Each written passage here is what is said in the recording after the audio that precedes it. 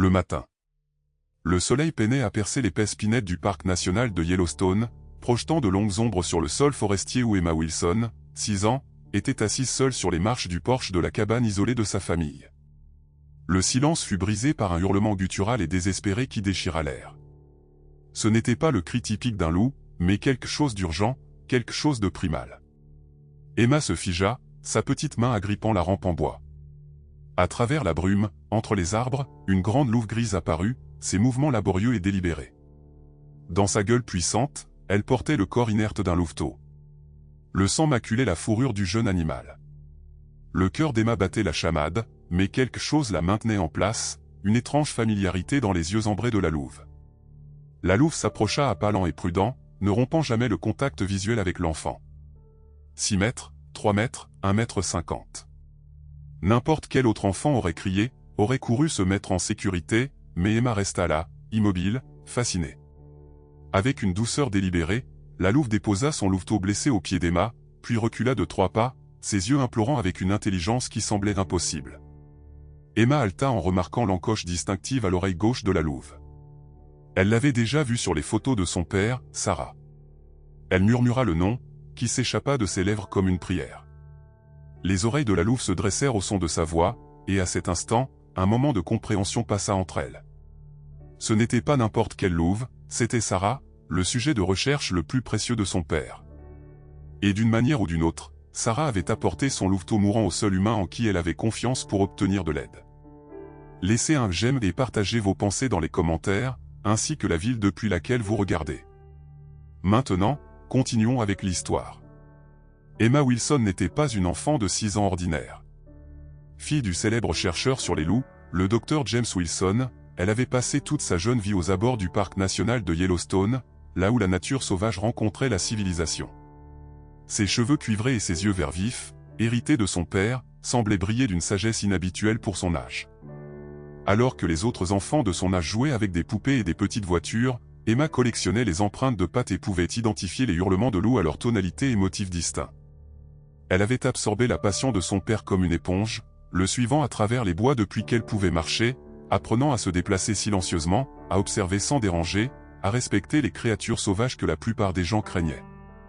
Mais depuis 3 mois, Emma errait seule dans les forêts, cherchant du réconfort parmi les pins qui avaient autrefois abrité son père.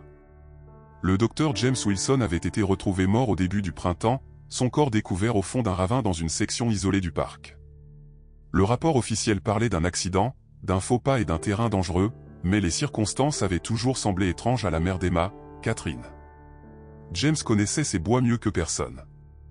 Il n'aurait pas commis une erreur aussi stupide, surtout pas dans une zone où il suivait la meute de Sarah. Catherine Wilson luttait pour maintenir leur monde à flot, elle qui était botaniste de formation.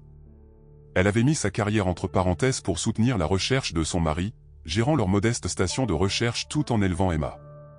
Maintenant veuve à 38 ans, elle était confrontée à des factures croissantes, à un enfant en deuil et à l'abandon possible de l'œuvre de toute une vie de James, prouver que les loups possédaient une intelligence et une complexité émotionnelle bien supérieures à ce que la science reconnaissait actuellement. La station de recherche, autrefois animée par des étudiants diplômés et des scientifiques invités, était devenue silencieuse. Seuls les murs tapissés des photographies de loups de James, en particulier la louve grise distinctive avec l'oreille entaillée, témoignaient de la passion qui avait autrefois rempli l'endroit. L'oncle d'Emma, Michael Thompson, était chef rangé à Yellowstone. James était son demi-frère, et la ressemblance familiale était frappante, la même mâchoire anguleuse et la même concentration intense, mais là où James était motivé par la curiosité scientifique, Michael agissait selon les règles. Son poste exigeait un équilibre entre la conservation et la politique, la science et l'opinion publique. Depuis la mort de James, Michael se sentait de plus en plus tiraillé entre le soutien à sa belle-sœur et à sa nièce en deuil, et l'accomplissement de ses fonctions officielles, en particulier alors que les tensions autour de la conservation des loups s'intensifiaient dans la région. Sarah n'était pas une louve ordinaire. La femelle alpha de sa meute portait une cicatrice distinctive sur son oreille gauche, résultat d'une prise dans le piège d'un braconnier des années auparavant. Avant que le docteur Wilson ne la trouve et ne l'aide à se libérer, cette rencontre avait créé un lien inhabituel. Sarah avait permis à James d'observer sa meute de plus près que n'importe quel chercheur auparavant. Grâce à sa documentation, Sarah avait démontré des capacités de résolution de problèmes et des comportements sociaux qui remettaient en question la compréhension conventionnelle de la cognition des loups. Les légendes indigènes locales parlaient de loups spéciaux, des loups spirituels capables de comprendre l'intention humaine, mais James avait cherché des preuves scientifiques de ce que la légende suggérait. Maintenant, la meute de Sarah avait été décimée au cours des derniers mois. Des loups avaient été retrouvés abattus, malgré leur statut protégé. Seule Sarah et son unique louveteau survivant restaient de ce qui avait été autrefois un groupe familial prospère. Et d'une manière ou d'une autre, dans son heure la plus désespérée, elle s'était souvenue de l'humain qui lui avait autrefois témoigné de la gentillesse. Catherine Wilson laissa tomber l'assiette qu'elle était en train de laver quand Emma fit irruption dans la maison, ses mots déferlant dans un flot haletant à propos de Sarah, d'un louveteau blessé et de la nécessité d'une aide immédiate. Au début, Catherine pensa que sa fille racontait une autre de ses histoires imaginaires, un mécanisme d'adaptation depuis la mort de James, mais les tiraillements urgents à sa manche et les larmes dans les yeux d'Emma racontaient une histoire différente. « Ralentis, ma chérie, qu'as-tu vu exactement ?» Catherine s'agenouilla au niveau de sa fille, repoussant une mèche de cheveux cuivrés du visage rouge d'Emma. « C'est Sarah, maman, le loup de papa. Elle m'a apporté son bébé et il est très blessé. Il faut les aider. » Emma tira désespérément sur la main de sa mère. « S'il te plaît, maman, Sarah se souvient de nous. Elle sait qu'on peut l'aider. » Catherine hésita un bref instant avant de chercher le téléphone satellite. S'il y avait même une chance qu'Emma ait raison, elle ne pouvait pas perdre de temps. Elle composa le numéro de son beau-frère avec des doigts tremblants. « Michael, c'est Catherine. J'ai besoin que tu viennes à la cabane tout de suite. » Emma dit. Elle fit une pause, sachant ce que cela allait donner. Emma dit que Sarah, le loup de recherche de James, est ici avec un louveteau blessé. 20 minutes plus tard, le camion de rangée de Michael cahotait sur le chemin de terre, suivi d'un véhicule du service des parcs. Grâce aux années de collaboration avec James, Michael avait appris à prendre au sérieux les observations de loups, même les plus improbables. Il avait amené le docteur Laura Chin, la vétérinaire chevronnée du parc, une femme aux mouvements efficaces et aux mains calmes et fermes qui démentait ses 30 ans. Emma les conduisit au porche où, remarquablement, la louve attendait toujours, maintenant une distance prudente tout en restant près de son louveteau qui gémissait. Le docteur Chin aspira une bouffée d'air aigu à la vue de la scène. « C'est bien Sarah », confirma Michael, reconnaissant l'oreille entaillée des nombreuses photographies de son frère, mais elle ne devrait pas être aussi près des humains, pas de son propre chef. Le docteur Chin s'accroupit lentement, ouvrant sa trousse médicale avec des mouvements délibérés. Le louveteau a des lacérations importantes et d'éventuelles blessures internes. On dirait qu'il est tombé d'une hauteur ou qu'il a été attaqué par un plus grand prédateur. Elle leva les yeux vers Michael. Nous devrions le transporter au centre médical pour la faune. Non, Emma s'avança. Sarah a amené son bébé ici parce qu'elle nous fait confiance. Si on emmène le louveteau, elle croira qu'on le vole. Le docteur Chin et Michael échangèrent des regards inquiets. Le protocole était clair. La faune blessée devait être soignée dans des installations appropriées, et non dans des maisons de civils. Emma a peut-être raison, dit Catherine doucement. James disait toujours que Sarah faisait preuve d'une compréhension inhabituelle.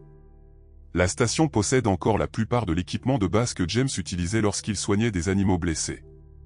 Est-ce qu'on pourrait? Après un quart d'heure de délibération, ils acceptèrent de soigner le louveteau à la station de recherche des Wilson, un compromis qui contournait les règlements, mais reconnaissait les circonstances inhabituelles. Le docteur Chin céda et souleva avec précaution le louveteau blessé pendant que tout le monde retenait son souffle en observant la réaction de Sarah. La louve suivit à une distance prudente lorsqu'ils transportèrent son louveteau à la station, jamais menaçante, mais ne les perdant jamais de vue, un comportement qui stupéfia même le docteur Chin par sa retenue calculée. La nouvelle du sauvetage du loup se répandit dans la petite communauté comme une traînée de poudre. Le soir venu, une petite foule s'était rassemblée au bout de l'allée des Wilson. L'éleveur local Frank Miller se tenait au premier rang, son visage buriné figé dans des lignes sombres sous son chapeau de cow-boy. À ses côtés se tenaient plusieurs autres propriétaires de bétail dont les pâturages bordaient le parc. « C'est exactement le problème avec vous, les gens du parc », lança Miller, sa voix portant jusqu'aux spectateurs rassemblés. « Vous traitez ces prédateurs comme des animaux de compagnie. Le mois dernier, j'ai perdu 3 veaux à cause des loups, 3. Et maintenant, vous les soignez pour qu'ils reviennent plus forts. Les loups sont une espèce protégée, répondit Michael d'un ton égal. Ils étaient là bien avant le bétail. Ma famille élève du bétail sur cette terre depuis 4 générations, rétorqua Miller. Ces loups que vous aimez tant ont été réintroduits par le gouvernement contre notre volonté. Ils ne sont même plus naturels à cet écosystème. La confrontation s'échauffa à mesure que les membres des groupes de conservation, qui avaient également entendu la nouvelle, commencèrent à arriver, brandissant des pancartes improvisées soutenant la protection des loups. Des journalistes se présentèrent, sentant une histoire qui allait raviver le conflit perpétuel entre les intérêts de la conservation et de l'agriculture. À l'intérieur de la station de recherche, Catherine arpentait nerveusement la pièce pendant que le docteur Chin s'occupait du louveteau, maintenant étendu sur la table d'examen que James avait autrefois utilisée pour ses recherches. Emma était assise tranquillement dans un coin, observant avec une intensité solennelle. La bonne nouvelle, c'est que les blessures ne sont pas aussi graves que je le craignais au départ, rapporta le docteur Chin après son examen. Lacération, contusion et une légère commotion cérébrale, mais pas de fracture ni de blessures internes mettant sa vie en danger. Avec des soins appropriés, le louveteau devrait se rétablir. Une ombre se projeta sur l'embrasure de la porte lorsque William Carter, le directeur du parc, entra sans frapper, grand et imposant dans son uniforme impeccable. Carter avait toujours considéré la recherche de James Wilson avec scepticisme. Thompson, s'adressa-t-il formellement à Michael. Vous savez que cela viole au moins 6 protocoles différents. La faune blessée appartient à des installations autorisées, pas à des résidences privées. Monsieur, ce sont des circonstances spéciales, commença Michael. Les circonstances spéciales ne l'emportent pas sur les réglementations fédérales, le coupa Carter. Je veux que ce louveteau soit transféré à l'établissement approprié d'ici demain matin, et que la louve soit remise en liberté. C'est un ordre, rangé. Son regard balaya Catherine. Madame Wilson, je compatis avec votre situation, mais vous permettre de continuer les pratiques peu orthodoxes de votre mari né dans l'intérêt de personne. Après le départ de Carter, la tension dans la pièce resta palpable. Michael se frotta les tempes, visiblement tiraillé entre le devoir et la loyauté envers sa famille. Il a toujours détesté la recherche de papa, dit Emma soudainement. Il a dit à papa que ses idées sur les loups étaient des fantasmes. Catherine lança un regard sévère à sa fille. Emma, ce n'est pas. C'est vrai, je les ai entendus se disputer. Papa a dit que Monsieur Carter ne voulait pas que les gens sachent à quel point les loups sont intelligents parce que cela rendrait plus difficile de laisser les gens les chasser. Michael et Catherine échangèrent des regards inquiets.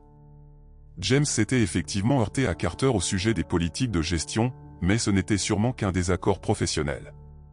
Plus tard dans la nuit, pendant que le docteur Chin surveillait le louveteau endormi et que Sarah montait la garde à l'extérieur de la fenêtre, Emma se glissa dans le bureau de son père, une pièce que Catherine avait laissée intacte depuis sa mort. Guidée par une lampe de poche, elle sortit un journal relié en cuir de sa cachette derrière la bibliothèque, un endroit secret que son père lui avait montré pour les découvertes importantes. Le journal contenait les notes de recherche privées de James, des théories trop controversées pour ses publications officielles. Les compétences en lecture d'Emma étaient encore en développement, mais elle reconnut des mots comme intelligence inhabituelle et tentative de communication.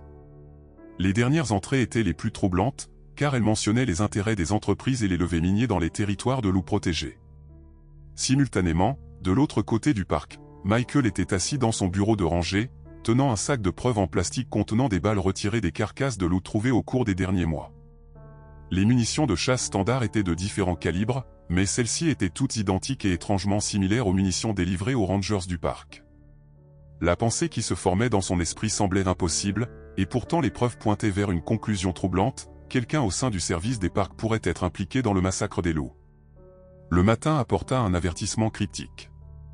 Catherine trouva une enveloppe glissée sous la porte de la station de recherche contenant une seule phrase dactylographiée, « Arrêtez de poursuivre le travail de James si vous voulez assurer la sécurité de votre fille. » Ses mains tremblèrent alors qu'elle cachait rapidement le message avant qu'Emma ne puisse le voir, mais la menace se logea dans son cœur comme une écharde. Emma avait développé un lien inattendu avec le louveteau en convalescence. Sous la surveillance attentive du docteur Chin, elle aida à nourrir le jeune animal avec un biberon de lait spécial. Le plus surprenant était le comportement de Sarah. La louve permit à Emma de s'approcher de son louveteau avec des signes minimes de détresse, un niveau de confiance que le docteur Chin déclara sans précédent dans son expérience avec les prédateurs sauvages. C'est presque comme si elle savait qu'Emma l'aide, remarqua doucement le docteur Chin à Catherine. Je travaille avec la faune depuis 15 ans et je n'ai jamais rien vu de pareil. James avait peut-être raison après tout. À l'extérieur, la foule des manifestants s'était agrandie, avec des équipes de télévision qui se mettaient maintenant en place pour diffuser ce qui était devenu une impasse symbolique sur la question plus large de la conservation des loups dans l'Ouest américain. Ni Catherine ni Emma ne réalisèrent que parmi les visages au bord de la foule rassemblée, un homme observait la station de recherche avec un intérêt particulier, parlant doucement dans un téléphone satellite. « Ils ont les loups à l'intérieur. Comment voulez-vous qu'on s'en occupe ?» Le deuxième jour de l'opération de sauvetage du loup commença avec un événement inquiétant. La radio de Michael crépita à 5h30 du matin avec des rapports de 3 hommes portant des fusils repérés près de la limite et de la propriété des Wilson. L'équipe des Rangers du parc les intercepta avant qu'ils ne puissent s'approcher de la station de recherche, confisquant des armes à feu non enregistrées et leur donnant des contraventions pour intrusion sur des terres protégées. Le chef du petit groupe, un homme robuste aux yeux froids et à la joue balafrée, n'offrit aucune résistance, mais fixa Michael avec un sourire narquois. « Vous pensez que ça change quelque chose, Thompson ? Nous sommes plus nombreux à venir. Ce loup a un prix sur sa tête. » Michael sentit son sang se glacer en reconnaissant l'homme. Malgré leurs années de séparation, c'était Marcus. Il demanda, sa voix à peine audible pour ses collègues Rangers. Le sourire de l'homme s'élargit, révélant une dent de devant ébréchée, le sourire de son frère sur le visage durci de l'étranger. « Bonjour, petit frère, tu joues toujours selon les règles, je vois. » Marcus n'avait pas utilisé le nom de famille Thompson depuis plus de 15 ans, pas depuis qu'il avait quitté la maison après que leur père l'eut surpris en train de braconner sur les terres du parc. Certaines choses valent plus que vos précieux règlements, cette recherche. La peau de ce loup à elle seule rapporterait 30 000 $ au bon collectionneur. Michael lutta pour maintenir son calme professionnel alors qu'il encaissait le choc. Son propre frère dirigeait des braconniers après Sarah et son louveteau. Il ne s'agit pas d'argent, que se passe-t-il réellement, Marcus ? Marcus haussa simplement les épaules pendant que les Rangers sécurisaient ses poignets avec des attaches autobloquantes. Tu as toujours été naïf, Michael. Demande à ton patron ce qui est réellement en jeu dans ces vallées du Nord. Sur ces mots énigmatiques, il se laissa conduire au véhicule des Rangers. En milieu de matinée, la situation à la station de recherche s'était encore détériorée. La manifestation pacifique s'était transformée en quelque chose de plus volatile. Frank Miller avait fait venir des partisans des comtés voisins, leur camion formant un blocus sur la route d'accès principale avec des panneaux indiquant « Protégez notre bétail et des loups ou des familles ». Les cris de « Les loups doivent mourir » rivalisaient avec les groupes de conservation « Sauvez les loups de Yellowstone ». La première bouteille lancée se brisa contre un véhicule du service des parcs. Puis une autre. Les Rangers formèrent une ligne de protection, mais ils étaient en infériorité numérique de près de 3 contre 1. Catherine jeta un coup d'œil anxieux à travers les stores alors que la foule se pressait contre les barricades. « Nous devons évacuer », insista Michael quand il revint de son altercation avec les braconniers. « Ça devient dangereux. Ils savent que Sarah et son louveteau sont ici et il y a des gens prêts à enfreindre la loi pour les atteindre. » « Qui paierait 30 000 $ pour une peau de loup ?» demanda Catherine, encore secouée par ce que Michael lui avait raconté au sujet de l'implication de son frère. « Il ne s'agit pas de la peau, » dit Michael d'un ton sombre. Marcus a dit quelque chose à propos des vallées du Nord où James faisait la plupart de ses recherches avant de mourir. Avant que Catherine ne puisse répondre, William Carter arriva avec des agents de sécurité du parc lourdement armés. Son visage était rouge de colère à peine contenue alors qu'il inspectait la station de recherche et l'installation médicale pour le louveteau. « Ceci est terminé », annonça-t-il. « Thompson, je vous ai expressément ordonné le transfert de ces loups hier. Au lieu de cela, je constate que vous avez transformé cela en un cauchemar de relations publiques. » Il fit un geste vers la fenêtre où les caméras de télévision filmaient la confrontation croissante à l'extérieur. « Je lance un ultimatum formel, ces loups seront retirés de cette installation non autorisée et transférés à notre centre de confinement dans les 48 heures, sinon je ferai arrêter tout le monde ici pour obstruction et violation de la loi sur la protection de la faune. » Le louveteau n'est pas assez stable pour être déplacé pour l'instant, protesta le docteur Chin, pour un autre jour ou 2. 48 heures, répéta froidement Carter, et je vous suspends en attendant une enquête. Docteur Chin, Thompson, vous êtes en congé administratif à compter de maintenant. Madame Wilson, je vous suggère de coopérer pleinement si vous voulez conserver votre permis de recherche. Après le départ de Carter et de son équipe de sécurité, un lourd silence s'installa sur la station de recherche. Michael fit les 100 pas dans la pièce principale, son chapeau de ranger froissé dans son poing. « Il y a quelque chose de très louche ici », murmura-t-il. L'implication de Marcus, la réaction excessive de Carter, le moment où tout cela se produit. Dans le bureau de son père, Emma était restée inconsciente de la confrontation, absorbée par une découverte qui faisait battre son cœur à tout rompre. Elle avait trouvé un petit enregistreur numérique caché à l'intérieur de la vieille chaussure de randonnée de son père, exactement là où il lui avait montré qu'il gardait les trésors spéciaux. Avec des doigts tremblants, elle appuya sur lecture et entendit la voix de son père pour la première fois depuis 3 mois. 15 octobre. Sarah a de nouveau démontré sa capacité à reconnaître des motifs aujourd'hui, identifiant les symboles spécifiques associés aux emplacements de nourriture. Cela va au-delà du simple conditionnement, elle interprète des représentations abstraites. Plus important encore, elle semble tenter d'enseigner ces associations aux membres de sa meute. Si je peux documenter ce processus de transfert de connaissances. Emma fit jouer d'autres enregistrements, chacun documentant les observations de son père sur les capacités inhabituelles de Sarah. La dernière entrée, datée de seulement 3 jours avant sa mort, contenait quelque chose de différent. L'équipe du service géologique était à nouveau dans la vallée du Nord aujourd'hui. C'est la 3e fois ce mois-ci, bien au-delà de leurs paramètres de recherche déclarés. Ils s'intéressent particulièrement à la section 14, qui coïncide exactement avec la zone d'alimentation que la meute de Sarah utilise depuis 3 générations. J'ai confronté leur chef d'équipe, qui a affirmé qu'il ne faisait que mettre à jour les cartes géologiques du parc, mais j'ai repéré du matériel de forage commercial dans leur camion. Quelque chose ne va pas. J'ai pris rendez-vous avec Thompson demain pour discuter de ce que j'ai découvert. Emma serra l'enregistreur contre sa poitrine. Son père avait prévu de rencontrer Michael le jour de sa mort. Avait-il déjà partagé cette information? Elle se précipita hors du bureau pour trouver les adultes, qui discutaient encore vivement de l'ultimatum de Carter. Oncle Michael, papa allait vous dire quelque chose d'important avant de mourir au sujet de personnes avec du matériel de forage sur le territoire de Sarah. Tous les regards se tournèrent vers Emma alors qu'elle faisait jouer l'enregistrement. L'expression de Michael s'assombrit à chaque mot. James n'est jamais venu à notre rendez-vous, dit-il doucement. Il a été retrouvé mort ce matin-là. Pendant que les adultes assimilaient cette révélation, Emma retourna voir le louveteau qui dormait paisiblement sous une lampe chauffante. À travers la fenêtre, elle pouvait voir Sarah maintenir sa surveillance vigilante depuis la lisière des arbres. Quelque chose dans la posture du loup, alerte mais détendue, déclencha un souvenir. Emma fouilla dans les albums photos de son père jusqu'à ce qu'elle trouve ce qu'elle cherchait, une photo de son père agenouillé à côté d'une Sarah beaucoup plus jeune. Sarah, 3 mois après sa libération, retourne à la station de recherche. À côté, une autre photo fit halter Emma, une version bambine d'elle-même, pas plus de 2 ans, assise sur un porche avec le même loup allongé à proximité, surveillant de façon protectrice. Emma est son gardien. Sarah ne laisse jamais les autres loups s'approcher d'elle. Emma se précipita dans la pièce principale, l'album photo serré contre sa poitrine. Sarah me connaît, regardez. Les mains de Catherine tremblèrent en prenant l'album, les souvenirs d'une époque qu'elle avait presque oubliée lui revenant en mémoire, quand James avait réhabilité un louveteau orphelin avant de le relâcher dans la nature. Le loup s'était imprégné de leur famille pendant ces mois, en particulier de la petite Emma. C'est pour ça qu'elle m'a amené son louveteau, murmura Emma, la compréhension naissant dans ses yeux. Elle se souvient de nous, elle nous connaît. Cette réalisation transforma leur compréhension de la situation. Ce n'était pas n'importe quel loup qui cherchait de l'aide. C'était Sarah qui revenait vers les humains qu'elle avait connus et en qui elle avait confiance il y a des années, amenant sa propre progéniture à eux dans son moment de plus grand besoin. Catherine, Michael et le Dr Chin se rassemblèrent autour de la table, l'atmosphère électrique des implications.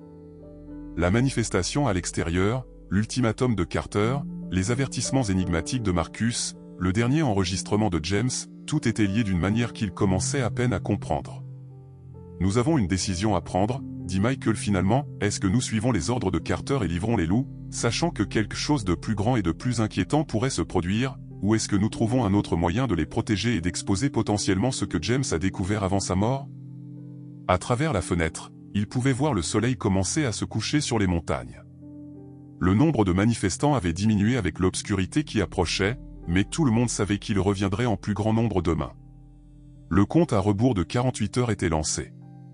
Papa voudrait qu'on protège Sarah et son louveteau, dit Emma avec la simplicité et la clarté d'un enfant, et qu'on découvre la vérité. Catherine passa son bras autour des épaules de sa fille, puisant sa force dans la certitude d'Emma. C'est ce que nous ferons, dit-elle, mais nous aurons besoin d'un plan qui assure la sécurité de tous, loups et humains. Michael hocha lentement la tête, sa décision se cristallisant. Sa carrière, sa réputation, peut-être même sa liberté seraient en jeu, mais l'implication de son frère dans le braconnage, la position agressive de Carter et la possibilité que ces événements soient liés à la mort de James ne lui laissaient pas le choix. « Je connais des gens qui peuvent nous aider, dit-il doucement, mais nous devrons agir rapidement. Quoi qu'il se passe ici, c'est plus grand que les loups et je pense que James est peut-être mort parce qu'il a découvert la vérité. » La cuisine de la station de recherche se transforma en une salle de guerre improvisée alors que Michael étalait des cartes topographiques de Yellowstone sur la table en bois. Catherine prépara une cafetière de café fort pendant que le docteur Chin vérifiait les signes vitaux du louveteau. Malgré leur tardive, personne ne suggéra d'aller se coucher. La gravité de leur situation exigeait une action immédiate. Carter nous a donné 48 heures, mais je soupçonne qu'il agira plus tôt, dit Michael, traçant une route à travers la section nord du parc avec son doigt. Il y a un ancien avant-poste de recherche ici, près du plateau du cerf à queue noire. Il était utilisé pour l'observation de la faune dans les années 1990 avant que les réductions budgétaires ne le mettent hors service. La plupart des gens ont oublié son existence. Catherine se pencha sur la carte, ses cheveux auburn tombant sur son visage. C'est à près de 50 km d'ici. Comment transporter un louveteau blessé et une louve sauvage sur cette distance sans être détecté? Le service des parcs entretient des routes d'accès d'urgence dans cette section, Michael indiqua une fine ligne pointillée. Elles sont accidentées, mais mon camion peut s'en sortir. Le défi sera de garder Sarah avec nous tout en déplaçant son louveteau. Le docteur Chin les rejoignit en s'essuyant les mains sur une serviette. Le petit est stable, mais pas assez fort pour un long voyage à pied. Nous aurions besoin de le transporter dans un véhicule, ce qui signifie soit endormir Sarah, soit la convaincre de nous suivre. Elle suivra Emma, dit Catherine d'une voix douce. Tous les regards se tournèrent vers elle, surpris. Vous avez vu les photos. Vous avez vu comment Sarah réagit avec elle. Il y a un lien. Maman, je peux le faire, déclara Emma depuis l'encadrement de la porte où elle écoutait. Sarah, fais-moi confiance, je peux l'aider à comprendre. Nous déplaçons son bébé pour le garder en sécurité. Michael secoua fermement la tête. Absolument pas. C'est trop dangereux de te laisser à découvert avec un prédateur sauvage, même avec cette histoire avec notre famille. Nous allons endormir les deux loups et les transporter ensemble. Ça ne marchera pas, protesta Emma. Sarah doit nous faire confiance. Si nous la trompons, elle risque de s'enfuir quand elle se réveillera. Papa disait toujours que les loups se souviennent de la trahison. Les adultes échangèrent des regards inquiets, pesant les options impossibles qui s'offraient à eux. Utiliser une enfant comme ambassadrice auprès d'une louve sauvage violait tous les protocoles de sécurité. Pourtant, le lien d'Emma avec Sarah pourrait être leur seul avantage. Il y a autre chose à considérer, ajouta Catherine, la voix tendue. Si ce que James a découvert dans les vallées du Nord est assez précieux pour que les gens aillent jusqu'à l'extrême, elle jeta un coup d'œil à Emma, modifiant ses mots, alors nous devons le documenter. Mettre Sarah et son petit en sécurité n'est qu'une partie de la solution. Michael acquiesça d'un air sombre. J'ai demandé quelques faveurs. 3 gardes forestiers, en qui j'ai une confiance absolue, rassemblent des preuves concernant les études géologiques non autorisées. Mais nous devons partir du principe que nos communications sont surveillées. À partir de maintenant, nous partons du principe que Carter a des ressources au-delà de ce que nous pouvons voir. Un coup à la porte figea tout le monde. Michael fit signe de se taire en se dirigeant vers la fenêtre, la main posée sur son arme de service. Il se détendit légèrement en reconnaissant la silhouette aux cheveux argentés debout sur le porche. C'est Joseph Plume Noire, dit-il avec un soulagement évident. Catherine ouvrit la porte pour laisser entrer le vieil homme dont le visage ridé portait la dignité de ses 80 ans. Joseph était un ancien du conseil tribal de la réserve voisine et avait été un ami proche et un allié de James Wilson, partageant souvent des connaissances écologiques traditionnelles qui complétaient les recherches du scientifique. J'ai entendu parler de votre situation, dit Joseph sans préambule. Les esprits sont agités. Ce soir, il parle de déséquilibre. L'équilibre est perturbé. À un autre moment, Michael aurait intérieurement levé les yeux au ciel face à de tels propos, mais ce soir, il se contenta d'acquiescer respectueusement. Nous prévoyons de mettre les loups en sécurité. Carter nous a lancé un ultimatum. Les yeux sombres de Joseph ne révélèrent rien alors qu'il absorbait cette information. Les terres tribales offrent un sanctuaire. Notre souveraineté empêche les agents fédéraux d'entrer sans permission. De cette façon, vos loups seraient protégés pendant que vous cherchez vos réponses. L'offre les stupéfia tous. La politique tribale concernant les loups était complexe. De nombreux éleveurs autochtones partageaient les mêmes préoccupations que leurs homologues blancs concernant la prédation du bétail. Le conseil a voté, continua Joseph sentant leur hésitation. Nous reconnaissons que quelque chose de surnaturel se passe, pas avec les loups, mais avec ceux qui cherchent à leur nuire. James Wilson était notre ami. Nous honorerons sa mémoire en protégeant ce qu'il a valorisé. L'espoir s'alluma dans les yeux de Catherine pour la première fois depuis des jours. Merci, Joseph. Mais le voyage vers la réserve traverse un pays ouvert. Nous serions exposés, vulnérables à l'interception. Le sourire de Joseph révéla une force surprenante sous son âge. Si vous connaissez les anciennes voies, il existe des chemins à travers ces montagnes connues seulement de mon peuple et de la faune qui les emprunte. Je peux vous guider. Alors que la nuit s'épaississait, leur plan prit forme. Les gardes forestiers de confiance de Michael créeraient une diversion pour détourner l'attention du poste de recherche. Catherine, Emma et le docteur Chen transporteraient le louveteau dans une caisse spécialement conçue, tandis que Joseph aiderait Emma à établir un lien qui pourrait encourager Sarah à suivre, à une distance de sécurité. La destination, une cabane isolée sur les terres tribales où les loups pourraient se rétablir pendant que Michael rassemblerait des preuves sur le véritable objectif derrière l'urgence de Carter. Je dois confronter Carter directement, décida Michael, à l'approche de l'aube. Si je démissionne en signe de protestation, citant sa gestion de la situation, cela pourrait nous gagner du temps pendant qu'il traite les documents. Il soupçonnera quelque chose, mais il devra maintenir les apparences. C'est ta carrière que tu sacrifies, lui rappela Catherine doucement. La mâchoire de Michael se crispa. James était mon frère. Si sa mort n'était pas un accident, si elle est liée à ce qui se passe dans ces vallées du Nord, alors ma carrière est un petit prix à payer pour la vérité. La réunion se dispersa alors que chacun allait se préparer pour son rôle.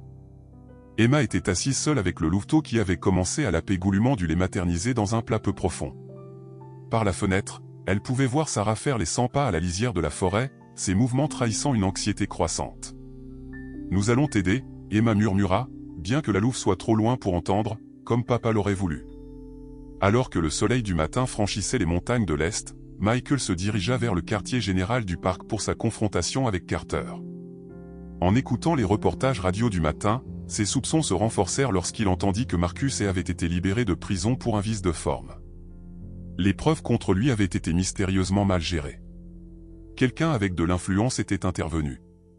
La réaction de Carter à la menace de démission de Michael ne fut pas celle à laquelle il s'attendait. Au lieu de la colère ou de la persuasion, le directeur du parc afficha un calme troublant. « Je comprends ta position, Thompson », dit Carter en ajustant des papiers sur son bureau impeccable. « La loyauté familiale est admirable, mais réfléchis bien si tu veux lier ton avenir à la recherche douteuse de ton frère. Le nom de Wilson a déjà une tâche avec les activités de Marcus. Ne t'ajoute pas à cette liste. » La mention désinvolte de ses deux frères, l'un chercheur respecté, l'autre braconnier notoire, glaça Michael. Il ne s'agissait plus seulement de loups. Qu'est-ce qu'il y a dans les vallées du Nord? Carter, demanda Michael brutalement, qu'est-ce que James était sur le point de révéler? L'expression de Carter se durcit. Ton frère était un idéaliste qui ne comprenait pas les réalités pratiques de la gestion des parcs à l'ère moderne. Yellowstone n'existe pas dans le vide. Il y a des considérations économiques, des pressions politiques. James refusait de voir la situation dans son ensemble. Ce n'est pas une réponse. C'est tout ce que tu auras. Carter se leva, signalant la fin de la réunion. Je m'attends à ce que les loups soient au centre de confinement demain matin, comme ordonné.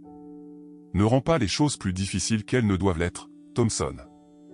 Michael quitta le quartier général sans avoir présenté sa démission, mais sa détermination se renforça.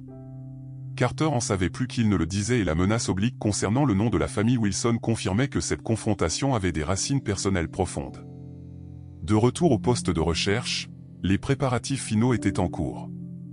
Le louveteau avait été soigneusement placé dans une caisse de transport ventilée, rembourrée de couvertures qui portaient son odeur. Le docteur Chen avait préparé des sédatifs légers, juste assez pour garder le petit calme pendant le transport, mais pas assez pour le rendre complètement inconscient, ce qui pourrait être dangereux dans son état affaibli. Emma se tenait sur le porche, sa petite silhouette se détachant sur la lumière du matin. Catherine regardait avec un mélange de fierté et de terreur sa fille exécuter les exercices comportementaux que James avait documentés dans ses recherches, des mouvements de bras spécifiques et des sons vocaux que Sarah pourrait reconnaître depuis son temps avec la famille Wilson. À la surprise générale, Sarah émergea de la lisière de la forêt, s'approchant prudemment mais avec une intention claire. Emma maintint les gestes, ajoutant des mots murmurés doucement. « Ça va, Sarah, nous aidons ton bébé. Tu te souviens peut-être de moi. Tu sais que nous ne te ferons pas de mal. » La louve s'arrêta à 5 mètres du porche, les narines frémissantes alors qu'elle traitait les odeurs familières. Ses yeux dorés fixés sur Emma avec une intensité qui fit battre le cœur de Catherine. L'intelligence de l'animal était palpable, pas une intelligence humaine, mais quelque chose d'aussi puissant à sa manière, la conscience totale d'un prédateur de pointe évaluant sa situation avec tous les sens en éveil. « Elle comprend », murmura Emma, ne quittant pas la louve des yeux. « Elle se souvient. » Joseph Plume Noire observa l'interaction avec un silence respectueux. Plus tard, il raconterait à ses petits-enfants ce moment où les vieilles histoires sur le lien entre les humains et les loups se manifestèrent devant ses yeux. Le départ était prévu pour le crépuscule, lorsque la lumière déclinante offrirait une certaine couverture tout en permettant une visibilité suffisante pour un voyage en toute sécurité. Alors qu'il chargeait les dernières fournitures dans le camion de Michael et le 4x4 du Dr Chen, Catherine découvrit un élément inquiétant, un petit appareil électronique fixé magnétiquement au châssis des camions, un tracker. Michael confirma d'un air sombre après l'avoir examiné. « Carter ne prend aucun risque. »« Pouvons-nous l'enlever » demanda Catherine. « Mieux encore, » répondit Michael, « utilisons-le à notre avantage. » Le nouveau plan se forma rapidement. Michael conduirait son camion le long des routes principales, le tracker diffusant sa position tout en donnant l'impression de transporter les loups. Pendant ce temps, Catherine, Emma, le Dr Chen et Joseph emprunteraient le 4x4 moins visible le long des routes cachées jusqu'aux terres tribales, transportant le louveteau. Si Sarah choisissait de suivre, elle devrait prendre cette décision elle-même. À l'approche de la nuit, le poste de recherche était en pleine effervescence pour les derniers préparatifs. Emma était assise avec le louveteau, lui murmurant des mots rassurants pendant que le docteur Chin vérifiait ses signes vitaux une dernière fois. Dehors, Sarah avait maintenu sa surveillance, disparaissant occasionnellement dans la forêt mais revenant toujours, comme si elle sentait le départ imminent. « C'est l'heure », annonça Joseph en lisant le ciel qui s'assombrissait. « Nous devons nous déplacer pendant que les esprits de la nuit peuvent nous cacher. » Ils chargèrent la caisse du louveteau dans le véhicule du Dr Chin, en la positionnant soigneusement afin qu'Emma puisse maintenir un contact visuel avec le jeune animal pendant le voyage. Catherine embrassa son beau-frère chaleureusement. « Sois prudent, Michael. Carter a prouvé qu'il est dangereux. » Michael acquiesça d'un air sombre. « Mais Emma et les loups en sécurité. Je vous retrouverai une fois que j'aurai rassemblé suffisamment de preuves. » Le moment du départ était d'une tension à couper le souffle. Emma se tenait près de la porte ouverte du 4x4, effectuant les gestes de communication une dernière fois. Sarah observait à 50 mètres de distance, sa forme grise à peine visible dans le crépuscule naissant. « Elle doit choisir de suivre », leur rappela Joseph doucement. « Nous ne pouvons pas contrôler un esprit sauvage. » Alors que leur petit convoi s'éloignait du poste de recherche, Catherine gardait un œil sur le rétroviseur, cherchant le moindre signe de Sarah. Pendant le premier kilomètre, il n'y eut rien. Le visage d'Emma se ferma de déception. « Elle ne vient pas » murmura la jeune fille, les larmes lui montant aux yeux. « Laisse-lui du temps » conseilla Joseph depuis la banquette arrière. « La louve doit peser sa peur contre son amour. » Ce n'est pas un calcul facile. Ils suivirent les instructions de Joseph, quittant la route principale pour emprunter un chemin de terre non balisé qui serpentait à travers une forêt dense. Le chemin devint de plus en plus accidenté, obligeant le Dr Chen à naviguer prudemment pour éviter de bousculer le louveteau. Après plusieurs kilomètres, ils atteignirent une petite clairière où Joseph indiqua qu'ils devaient faire une pause. « Écoutez » dit-il simplement. Dans le silence qui suivit, ils l'entendirent, le doux bruit de pas à travers les broussailles, se déplaçant parallèlement à leur position. Le visage d'Emma s'illumina de joie. « C'est elle, Sarah nous suit. » Catherine laissa échapper un souffle qu'elle ne savait pas qu'elle retenait. La louve avait choisi de leur faire confiance pour suivre son petit en territoire inconnu plutôt que de l'abandonner aux mains des humains. Le lien que James avait documenté il y a des années était toujours intact. Leur voyage continua pendant la nuit, suivant d'anciens chemins connus des peuples autochtones qui avaient vécu en harmonie avec ces terres bien avant qu'elles ne deviennent un parc national. Joseph les guida avec une confiance inébranlable, malgré l'absence de sentiers balisés ou de panneaux modernes. Vers minuit, ils atteignirent un passage de ruisseau qui présenta leur premier défi majeur. Le gué peu profond nécessitait une navigation prudente, l'eau atteignant la moitié des roues du 4x4. Alors qu'ils traversaient lentement, les phares illuminèrent une vue surprenante sur l'autre rive. Frank Miller, l'éleveur qui avait mené les protestations contre les loups, debout à côté de son camion. Catherine se tendit, les mains se crispant sur le volant. « Comment nous a-t-il trouvés ?»« Il ne nous a pas trouvés, » dit Joseph calmement.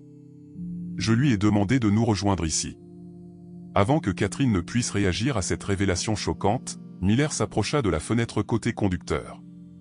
Son visage ridé ne montrait aucune de l'hostilité de leur rencontre précédente. « La route devant passe par des terres privées, » expliqua Miller d'un ton bourru.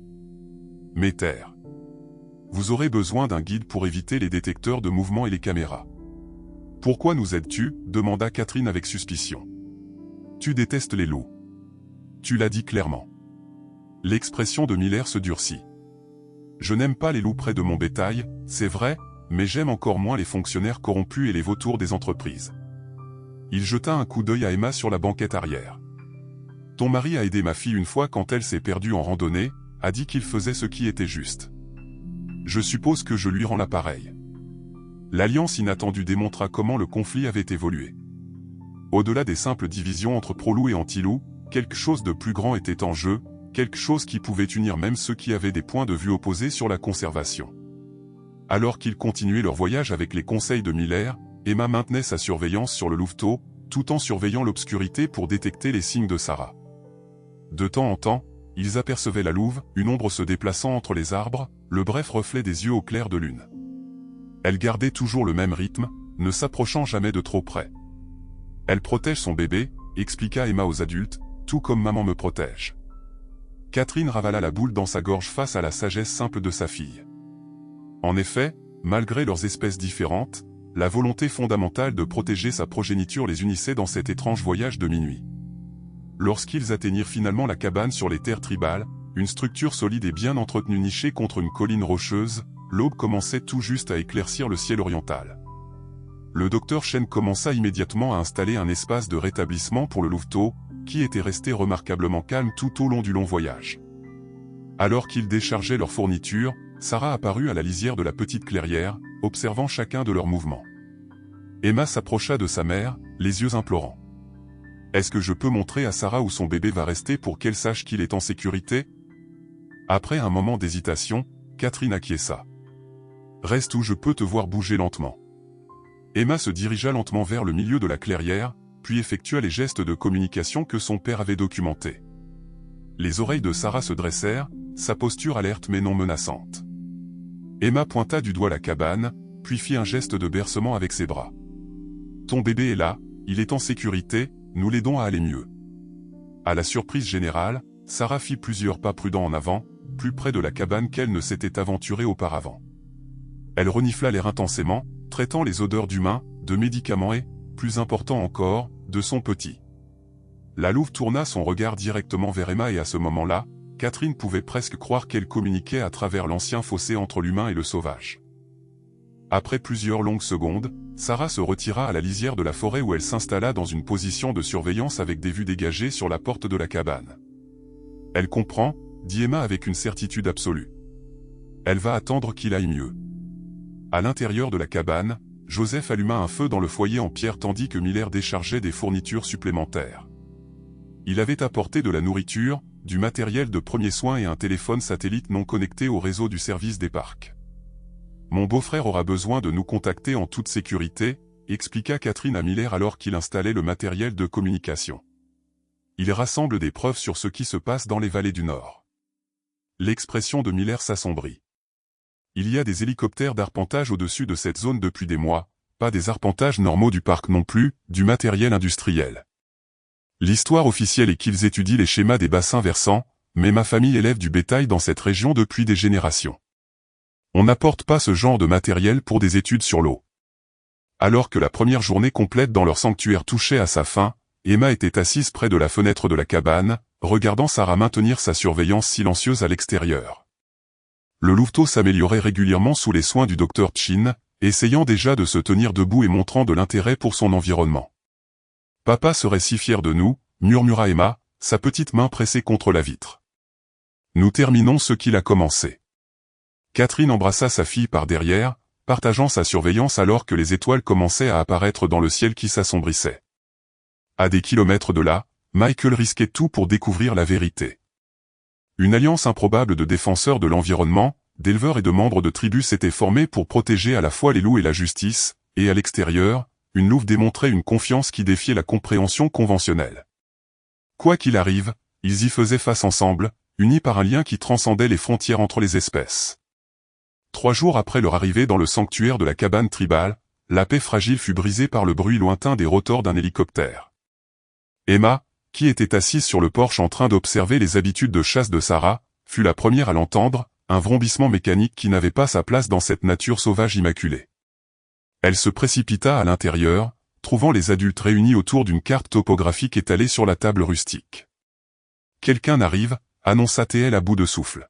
« Un hélicoptère. » Joseph se dirigea vers la fenêtre avec une agilité surprenante pour son âge. Son visage ridé était grave alors qu'il scrutait le ciel. « Ce n'est pas le service des parcs, c'est un appareil privé. » Il se tourna vers Catherine. « Il ne devrait pas savoir que cet endroit existe. Quelqu'un a trahi notre position. » Le docteur Chin commença immédiatement à rassembler ses fournitures médicales. « Nous devons déplacer le louveteau s'il cherche les loups. »« Il n'y a pas le temps, » interrompit Frank Miller, tirant le rideau pour révéler la poussière qui tourbillonnait à la lisière de la forêt. Ils ont déjà des unités terrestres qui se rapprochent, on dirait des véhicules de sécurité du parquet des 4x4 non marqués. Catherine réfléchit à toute vitesse, son esprit passant en revue les options limitées. Les vieux tunnels miniers, Joseph, tu en as parlé hier. Pourrait-il nous abriter? L'ancien acquiesça d'un air sombre. L'entrée est cachée à environ 800 mètres au nord. Les puits s'étendent profondément dans la montagne. Mon peuple les a utilisés comme abri pendant les conflits avec la cavalerie il y a des siècles.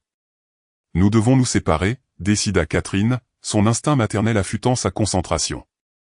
Dr Chin, emmenez Emma et le louveteau dans les tunnels. Joseph vous guidera. Frank et moi allons créer une diversion. Faisons-leur croire que nous avons fui vers l'ouest en direction du lac. Non, protesta Emma, agrippant la manche de sa mère, je ne vous laisserai pas et Sarah ne suivra pas sans moi. Elle me fait confiance. Catherine s'agenouilla devant sa fille, lui serrant fermement les épaules. Emma, écoute attentivement. Ton père a découvert quelque chose d'important, quelque chose pour lequel les gens sont prêts à tuer. Le plus important maintenant est de te garder, toi et ces loups, en sécurité jusqu'à ce que Michael puisse révéler la vérité. Des larmes montèrent aux yeux d'Emma, mais elle acquiesça avec cette compréhension solennelle qui la caractérisait parfois au-delà de son âge. Le docteur Chin prépara rapidement le louveteau pour le transport, l'enveloppant dans une couverture imprégnée de l'odeur des vêtements d'Emma. Le louveteau, plus fort maintenant après des jours de traitement, gémit doucement mais resta calme en présence d'Emma. Ils se faufilèrent par la porte arrière de la cabane juste au moment où l'hélicoptère effectuait un autre passage au-dessus de leur tête. Joseph les guida à travers des broussailles denses, suivant un chemin invisible aux yeux non entraînés. Emma jeta un coup d'œil en arrière, cherchant constamment Sarah, mais la louve avait disparu, un développement inquiétant qui lui noua l'estomac d'inquiétude. Elle suit, l'assura Joseph, lisant ses pensées. La louve se déplace comme une ombre. Elle sent le danger quand elle le sent. Ils avaient parcouru peut-être 400 mètres lorsque le craquement distinctif d'un coup de feu résonna dans la forêt derrière eux. Emma se figea, son visage se vidant de toute couleur. « Maman, maman !» Le docteur Chin lui attrapa le bras, l'empêchant de se retourner. « C'est la diversion, Emma. Ta mère et Frank les éloignent de nous. Nous devons continuer à avancer. » Les 20 minutes suivantes parurent des heures alors qu'ils s'enfonçaient plus profondément dans la forêt, le terrain devenant de plus en plus escarpé et rocailleux. Le louveteau s'agitait dans son porte-bébé improvisé, sentant la tension qui l'entourait. Emma lui murmurait constamment des paroles rassurantes et lui caressait les oreilles à travers la couverture. Joseph s'arrêta finalement devant ce qui semblait être une paroi rocheuse solide recouverte d'une végétation épaisse. Avec des mouvements assurés, il écarta la végétation pour révéler une ouverture étroite, à peine assez large pour qu'un adulte puisse s'y faufiler. Un air frais s'échappait de l'obscurité au-delà. Les anciens appellent cet endroit la terre endormie, expliqua Joseph, sortant une lampe de poche de son sac. De nombreux passages, de nombreuses chambres, il est facile de se perdre si on ne connaît pas le chemin. Alors que le docteur Chin aidait Emma à franchir l'entrée étroite avec le louveteau, une brindille craqua sèchement derrière eux. Tous les trois se figèrent, les yeux plissants dans la lumière déclinante de l'après-midi. Entre deux pins anciens, se tenait un homme dont la ressemblance avec Michael était indéniable, malgré ses traits plus durs et ses yeux froids. « Eh bien, Marcus est, dit-il en traînant les mots, un fusil de chasse tenu nonchalamment sur son corps, la fameuse fille au loup et son petit projet scientifique. » Son regard se porta sur Joseph. L'ancien ne s'attendait pas à voir l'implication tribale dans ce gâchis. Joseph se redressa de toute sa hauteur, la dignité émanant de sa silhouette austère. « Cette terre abrite les quadrupèdes depuis avant l'arrivée de vos ancêtres, et nous perpétuons cette tradition. » Le rire de Marcus ne contenait aucune trace d'humour. Les discours nobles n'arrêteront pas ce qui arrive. Carter a 2 douzaines d'hommes qui ratissent ces bois, et cela sans compter l'équipe de sécurité privée que la compagnie minière a envoyée. Ses yeux se plissèrent. « Où est mon frère Michael ? » ?»« Pourquoi ? » ?»« Pour que tu puisses finir ce que tu as commencé avec James ?» accusa le docteur Chin, se positionnant de manière protectrice devant Emma. Quelque chose traversa le visage de Marcus, la surprise, peut-être même des regrets. « Vous ne comprenez pas ce qui se passe ici. » James n'était pas censé s'en mêler, sa mâchoire se crispant. « Donnez-moi juste les loups. Carter veut que ce problème soit éliminé avant que les médias ne s'emparent de la véritable histoire. » « Quelle véritable histoire ? » demanda Emma, sa jeune voix ferme malgré sa peur. « Qu'est-ce que mon père a découvert ?» Avant que Marcus ne puisse répondre, une tache de fourrure grise jaillit des broussailles. Sarah se lança sur l'homme armé avec une précision silencieuse et mortelle. Marcus eut à peine le temps de lever son fusil avant que le poids de la louve ne le cloue au sol. L'arme se déchargea inoffensivement en l'air tandis que les mâchoires de Sarah se refermaient autour de son avant-bras, ne l'écrasant pas, mais l'immobilisant avec la menace claire de ce que ses dents puissantes pouvaient faire. « Sarah, non !» cria Emma, terrifiée. La louve allait être abattue. Remarquablement, la louve maintint sa position sans autre agression, ses yeux dorés fixés sur le visage de Marcus avec une intelligence terrible. L'homme resta parfaitement immobile, comprenant que tout mouvement brusque pouvait déclencher une morsure mortelle. « Entrez !» insista Joseph, poussant Emma et le docteur Chen vers l'entrée de la grotte. « Maintenant !» Mais Sarah, elle nous a donné du temps, dit le docteur Chin, tirant Emma dans l'obscurité du tunnel. Elle protège son petit, tout comme ta mère te protège. Joseph les suivit dans le tunnel, s'arrêtant à l'entrée pour s'adresser à l'homme immobilisé. Quand elle te relâchera, tu auras un choix à faire sur le genre d'homme que tu es vraiment. Avec cette déclaration énigmatique, il disparut dans l'obscurité. La lampe torche de Joseph révéla une ancienne aire de feu au centre, ainsi que des pictogrammes rudimentaires ornant les murs, témoignage du long passé de ces chambres comme abri. Nous serons en sécurité ici pour l'instant, dit Joseph, déposant sa hache et commençant à chercher des matériaux pour allumer un petit feu. La fumée s'échappe naturellement par les fissures dans la roche. Nous pouvons nous reposer et planifier notre prochaine action. Le docteur Chin aida Emma à créer un lit confortable de couverture pour le louveteau, qui s'était endormi d'épuisement. Le vétérinaire vérifia ses signes vitaux avec des gestes experts, hochant la tête avec satisfaction, la fièvre est tombée. Il guérit bien, sourit-elle à Emma. Tu as fait un travail incroyable en prenant soin de lui. La réponse d'Emma fut interrompue par un nouveau son résonnant dans le tunnel, des pas, s'approchant rapidement de la direction d'où il venait. Joseph éteignit le petit feu, les plongeant immédiatement dans l'obscurité, à l'exception d'une unique lampe torche tamisée. Il se positionna de manière protectrice devant Emma et le louveteau, sortant un couteau de chasse de sa ceinture. Le faisceau d'une puissante lampe torche précéda l'arrivée de 2 silhouettes à l'entrée de la chambre, Catherine et Michael Thompson, tous 2 essoufflés et ébouriffés. « Maman !» Emma se lança à travers la chambre dans les bras de sa mère. « Dieu merci, tu es en sécurité. »« Merci mon Dieu que tu sois saine et sauve, » murmura Catherine, serrant sa fille fort contre elle. Elle avait une coupure superficielle au front et ses vêtements étaient déchirés et couverts de boue, mais elle était par ailleurs indemne. Michael semblait être en moins bon état. Son uniforme de garde forestier était déchiré, son œil gauche gonflé, presque fermé, et il se déplaçait avec la raideur de quelqu'un souffrant de côtes meurtries. Néanmoins, son visage s'illumina d'un sourire de soulagement à la vue de sa nièce. Comment nous avez-vous trouvés? Demanda le docteur Chin, aidant Michael à s'asseoir sur un affleurement rocheux. Joseph nous a parlé de ces tunnels il y a des mois, expliqua Catherine, et nous avons rencontré un guide inattendu. Elle jeta un coup d'œil vers l'entrée du tunnel, où Marcus se tenait désormais, son expression illisible dans la faible lumière. Son avant-bras était enveloppé dans un bandage de fortune, du sang s'infiltrant à travers le tissu. Emma recula à sa vue, se plaçant instinctivement entre le nouveau venu et le louveteau endormi. « Qu'est-ce qu'il fait ici ?» Michael posa une main rassurante sur son épaule. « C'est compliqué, Emma. Marcus et moi avons beaucoup de choses à régler, mais pour l'instant, il nous aide. » Marcus entra complètement dans la chambre, ses mouvements prudents, « Sarah. » Commença-t-il, s'adressant directement à Emma, avec une note d'étonnement dans sa voix. Elle aurait pu me trancher la gorge, mais elle m'a juste maintenu là, comme si elle attendait que je comprenne quelque chose. « Où est-elle maintenant ?» demanda Emma, la peur pour la louve éclipsant sa peur de cet homme, toujours là, surveillant l'entrée de la grotte. Elle a disparu lorsque l'équipe de recherche s'est approchée, mais je l'ai aperçue revenant sur ses pas ensuite. Marcus se déplaça inconfortablement sous le regard collectif. « Écoutez, je dois vous dire ce qui se passe réellement ici, au sujet de James, au sujet de ce que Carter essaie de dissimuler. » Michael encouragea son frère d'un signe de tête, « Raconte-leur ce que tu m'as dit. » Marcus prit une profonde inspiration, grimaçant légèrement en ajustant son bras blessé. « Il y a 3 mois, Carter m'a contacté au sujet d'un travail de lutte antiparasitaire dans les vallées du Nord, ses mots, pas les miens. Il disait qu'une meute de loups interférait avec un important projet du service des parcs. Il m'a offert une bonne somme d'argent pour m'en occuper discrètement. » Le visage de Catherine se durcit. « Tu as été embauché pour tuer la meute de Sarah. »« Je ne savais pas qu'il s'agissait de loups de recherche, » protesta Marcus. « Juste un autre travail d'élimination de prédateurs. Mais ensuite, j'ai rencontré James là-bas. Il documentait les déplacements de la meute, avait installé des pièges photographiques dans toute la vallée. Lorsqu'il a réalisé ce que je faisais, il m'a confronté. » Marcus fit une pause, le poids du souvenir visible dans son expression.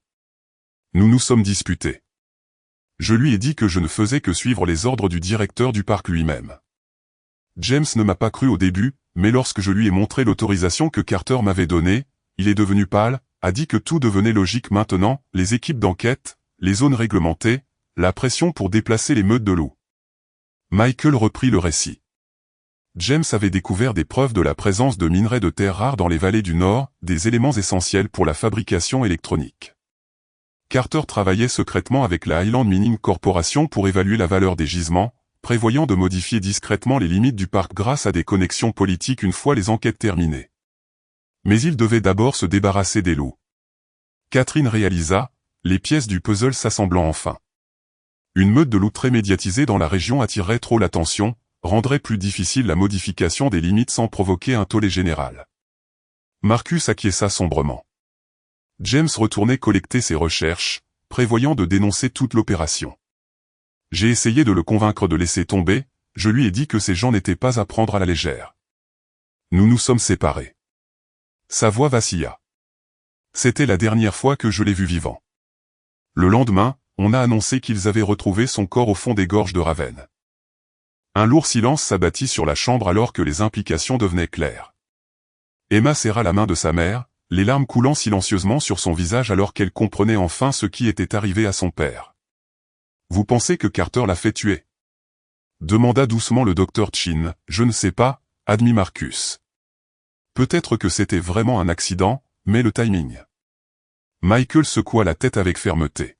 « J'ai trouvé quelque chose qui suggère le contraire. » Il sortit un petit étui étanche de la poche de sa veste, l'ouvrant pour révéler une carte mémoire. Elle se trouvait dans l'un des pièges photographiques de James dans les vallées du Nord, un qui ne figurait sur aucune carte de recherche officielle.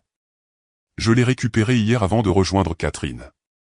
Il tendit son téléphone satellite à Catherine, qui haleta en visionnant les images capturées par la caméra, James examinant ce qui semblait être de nouvelles bornes d'arpentage.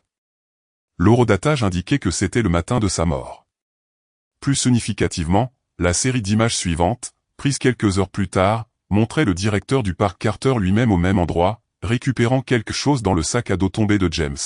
« Il était là », murmura Catherine.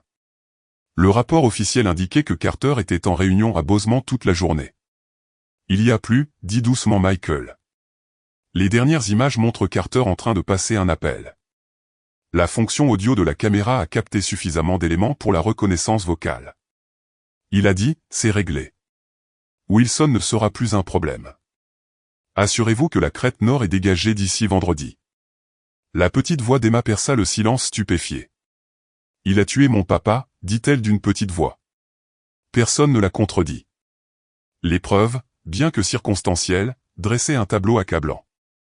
Que faisons-nous maintenant, demanda pragmatiquement le docteur Chin. Carter a des ressources, de l'autorité et, de toute évidence, aucune limite morale. Nous sommes effectivement piégés dans ces tunnels avec un louveteau, et des équipes de recherche ratissent les bois à l'extérieur.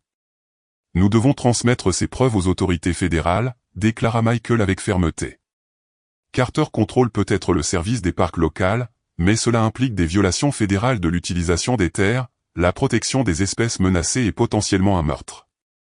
Cela dépasse sa capacité à étouffer l'affaire. Mais nous devons survivre assez longtemps pour le faire. Catherine souligna, l'hélicoptère que nous avons entendu plus tôt n'était pas celui du service des parcs. Highland Mining a maintenant des entrepreneurs de sécurité privés sur place. Ils ne sont pas liés par les protocoles d'application de la loi. Un doux gémissement attira l'attention de tous vers le louveteau, qui s'était réveillé et luttait pour se tenir debout sur ses pattes, qui se renforçaient. Emma se précipita immédiatement vers lui, caressant sa fourrure d'un geste apaisant. Le louveteau frotta sa main, ses yeux désormais complètement ouverts, la regardant avec ce qui semblait presque être de la reconnaissance. « Il a besoin de sa mère, dit doucement Emma. Et nous devons sortir d'ici. » Comme si elle était invoquée par ces mots, un nouveau son résonna dans la caverne, pas des pas cette fois, mais le doux bruit de coussinets. D'un tunnel latéral que personne n'avait remarqué sortit Sarah, sa fourrure grise presque invisible dans la faible lumière. Les adultes se tendirent intérieurement, mais Emma ne montra aucune peur. Alors que la louve approchait du lit de fortune où reposait son louveteau, Sarah renifla soigneusement sa progéniture, apparemment satisfaite de son état amélioré. Puis, chose remarquable, elle releva la tête et croisa le regard de Marcus. L'homme qui avait été engagé pour éliminer sa meute resta immobile sous ce regard doré. « Elle se souvient de toi, dit doucement Emma. Elle aurait pu te tuer, mais elle ne l'a pas fait. Elle est assez intelligente pour reconnaître que la vraie menace n'est pas le chasseur, mais celui qui donne les ordres, observa Joseph. Les loups comprennent la hiérarchie. Sarah se détourna de Marcus et s'approcha de l'entrée du tunnel par lequel elle était apparue, puis s'arrêta et regarda les humains avec attente. Elle veut que nous la suivions, dit Emma avec une certitude absolue. Joseph acquiesça lentement. Les anciens parlent de loups guidant les égarés vers la sécurité. Il y a peut-être des vérités dans nos histoires que la science moderne n'a pas encore comprises. Avec peu d'alternatives et les sons des chercheurs se rapprochant dans le tunnel principal, le groupe rassembla ses fournitures essentielles. Michael aida Marcus à se relever, les frères échangeant un regard contenant des années d'histoire compliquées. Emma souleva soigneusement le louveteau, qui semblait dynamisé par la présence de sa mère. « Ouvre la voie, Sarah », murmura-t-elle à la louve en attente. Sarah se tourna et disparut dans l'obscurité du tunnel latéral. Emma suivit sans hésitation, les adultes juste derrière, faisant confiance à l'ancienne connexion entre une prédatrice sauvage et cet enfant remarquable, pour les guider à travers le cœur secret de la montagne, vers la sécurité, vers la justice et vers la vérité que James Wilson avait donné sa vie pour protéger. Sarah les guida à travers un labyrinthe de tunnels de plus en plus étroits, sa forme grise à peine visible dans la faible lumière de leur lampe de poche. La louve se déplaçait avec un but assuré, s'arrêtant parfois pour s'assurer que ses disciples humains suivaient le rythme. Emma portait le louveteau enveloppé dans sa veste, murmurant des paroles rassurantes lorsque l'obscurité ou un étrange écho effrayait le jeune animal. Après près d'une heure de progression tendue à travers l'intérieur de la montagne, ils détectèrent un changement dans l'air, une fraîcheur qui suggérait une sortie à proximité. Sarah accéléra son allure, la queue haute dans ce qui semblait être de l'anticipation. Le tunnel commença à s'élargir, révélant des aperçus de lumière naturelle filtrant à travers une ouverture devant. Elle a trouvé une sortie de l'autre côté de la crête, observa Joseph. Créature intelligente. Les équipes de recherche ne s'attendront pas à ce que nous émergions de cette direction. Alors qu'ils approchaient de la sortie, Michael fit signe d'être prudent. « Attendez, laissez-moi vérifier d'abord. » Il s'avança en rampant, regardant attentivement à travers l'ouverture couverte de vignes. Le tunnel donnait sur une petite corniche surplombant une pente boisée escarpée. Aucun signe de poursuivant n'était visible de ce point de vue, mais dans la vallée en contrebas, le scintillement des véhicules suggérait la poursuite de l'activité de recherche. Cela semble dégagé pour l'instant, rapporta Michael. Mais nous sommes encore à des kilomètres de tout endroit où nous pourrions obtenir de l'aide. Pas de service cellulaire ici et la batterie de mon téléphone satellite est presque déchargée. Après avoir transféré ces fichiers, ils émergèrent un par un sur l'étroite corniche, clignant des yeux sous le soleil de fin d'après-midi. Le louveteau s'agita dans les bras d'Emma, réagissant à l'air frais et à l'espace ouvert. Sarah se promenait anxieusement au bord de la lisière de la forêt, visiblement impatiente de s'éloigner de cette position exposée. « Nous devons atteindre la route 89, dit Catherine, consultant la carte topographique que Joseph avait apportée. C'est à environ 10 km à l'est d'ici. De là, nous pourrions faire signe à un véhicule de passage. 10 km à travers un pays accidenté, avec des équipes de recherche entre nous et la route, nota Marcus avec pessimisme. Et le louveteau nous ralentira. Emma se hérissa. Nous ne l'abandonnerons pas. Personne n'a suggéré cela, Emma, l'assura Michael. Sarah semble connaître ces bois mieux que n'importe lequel d'entre nous. Alors qu'il se préparait à descendre la pente, le vrombissement lointain des rotors d'un hélicoptère revint, devenant de plus en plus fort à une vitesse alarmante. Tout le monde se figea instinctivement, cherchant un abri sous la paroi rocheuse en surplomb. L'élégant hélicoptère noir qui apparut au-dessus de la crête ne portait aucun marquage du service des parcs, seulement le logo discret de la Highland Mining Corporation. Ils utilisent du matériel de balayage infrarouge, dit Marcus, reconnaissant l'équipement monté sous l'appareil. De qualité militaire. Ils ne sont plus là pour plaisanter. L'hélicoptère stationna, effectuant un embalayage de la zone. Puis, avec une brusquerie surprenante, il changea de cap et se dirigea directement vers leur position. Ils nous ont repérés, conclut Michael. Nous devons bouger maintenant. Le groupe dévala la pente raide, utilisant des arbres et des rochers comme point d'appui. Emma eut du mal à garder son équilibre tout en protégeant le louveteau. Catherine resta près de sa fille, lui offrant son soutien chaque fois que le terrain s'avérait trop difficile. Sarah ouvrit la voie, choisissant un chemin qui offrait une couverture maximale contre l'observation aérienne. Ils avaient peut-être descendu la moitié du chemin jusqu'au fond de la vallée lorsque le bruit des moteurs rugit d'en bas. 3 véhicules tout-terrain jaillirent d'entre les arbres, chacun transportant des hommes armés en tenue tactique. L'hélicoptère maintint sa position au-dessus, les piégeant efficacement entre les forces aériennes et terrestres. Une voix amplifiée par un mégaphone perça la forêt, « Arrêtez-vous où vous êtes », de par l'autorité du Yellowstone Park Service. Vous vous trouvez sur une zone réglementée. Michael s'avança, se positionnant de manière protectrice devant le groupe. C'est William Carter, dit-il doucement aux autres. Il est là en personne. Cela a dépassé une opération de dissimulation. Les VTT s'arrêtèrent à environ 50 mètres en contrebas de leur position. Carter sortit du véhicule de tête, accompagné de 4 agents de sécurité en uniforme noir non marqué. Contrairement aux chercheurs ébouriffés, Carter était impeccable dans son uniforme de directeur du parc, ses cheveux argentés parfaitement en place. « Thompson, Madame Wilson. » appela Carter. « Ne rendons pas cela plus difficile que nécessaire. Remettez les loups et les preuves que vous avez recueillies, et nous pourrons résoudre cette situation sans autre désagrément. » Catherine s'avança, la colère l'emportant sur la prudence. « Est-ce ainsi que vous appelez l'assassinat de mon mari? Un désagrément? » L'expression de Carter se durcit. La mort de James Wilson était regrettable, mais tout à fait accidentelle.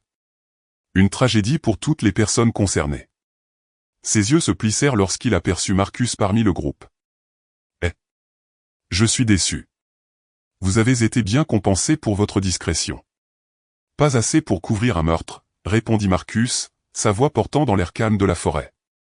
Carter fit signe à son équipe de sécurité, qui commença à avancer sur la pente, arme dégainée mais pas encore levée.